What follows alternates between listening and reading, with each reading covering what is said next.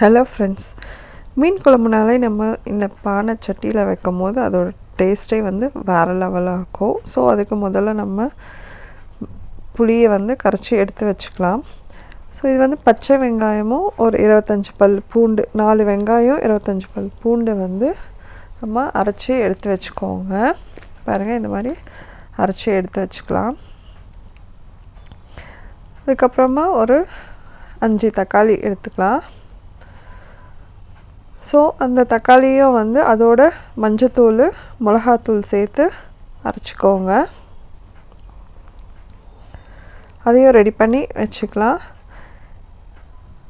இந்த மீன் குழம்பு வந்து எங்கள் அம்மாவோட ஸ்டைலு, ரொம்ப சூப்பராகவே சமைப்பாங்க. நல்லாயிருக்கும், செம்ம டேஸ்ட்டாக இருக்கும். ஸோ இது அம்மா வீட்டில் பண்ணது தான். பார்க்கவே ரொம்ப செம்ம டேஸ்ட்டாக இருந்துச்சு சாப்பிட்றதுக்கு. ஸோ இந்த தக்காளி பேஸ்ட்டையும் வந்து இப்போ ரெடி பண்ணி எடுத்து வச்சுட்டாங்க.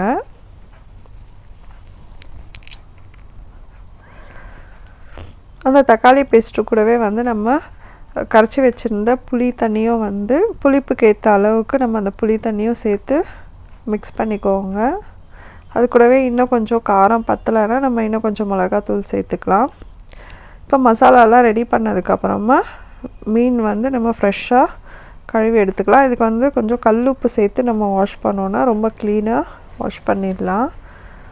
இப்போ மீன் கழுவி வச்சாச்சு. இப்போ குழம்பு தாளிச்சிக்க போகிறாங்க.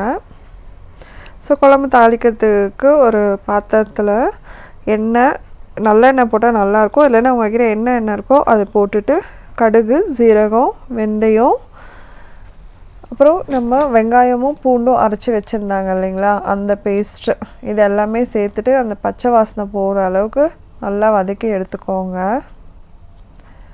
எங்களுக்கு முதல்லையே வந்து ஆயில் போட்டு கடுகெல்லாம் போடும்போது அந்த வீடியோ கிளிப் வந்து மிஸ் ஆகிடுச்சு.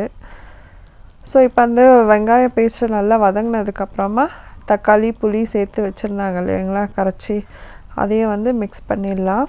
மிக்ஸ் பண்ணிவிட்டு குழம்ப நல்லா கொதிக்க வைக்கணும். ஏன்னா எல்லாத்தோடைய பச்சை வாசனையும் போகிற அளவுக்கு நம்ம இப்போ கொதிக்க வச்சிடலாம். பாருங்கள், குழம்பு நல்லாவே வந்து கொதிச்சுட்டு இருக்குது. ஸோ இதுக்கு வந்து நம்ம கொஞ்சம் வடகம் போட்டோன்னா ரொம்ப டேஸ்ட்டாக இருக்கும். ஸோ வடகம் வந்து ஆல்ரெடி ரெடி பண்ணி வச்சுருந்தாங்க. அதை வந்து கொஞ்சமாக ஒரு எண்ணெய் போட்டுட்டு வடகம் போட்டு தாளிச்சிடுறாங்க. கூடவே கொஞ்சம் கருவேப்பிலையும் போட்டு தாளிச்சிட்டு இந்த மீன் குழம்போடு சேர்த்துட்டாங்க. இந்த வடகம் வந்து நம்ம சாம்பாரோடு சேர்த்து தாளிக்கும் போதும் செம்ம டேஸ்ட்டு, ரொம்ப வாசனையாக இருக்கும். இப்போ குழம்பு வந்து நல்லா கொதிச்சுட்டு இருக்குது.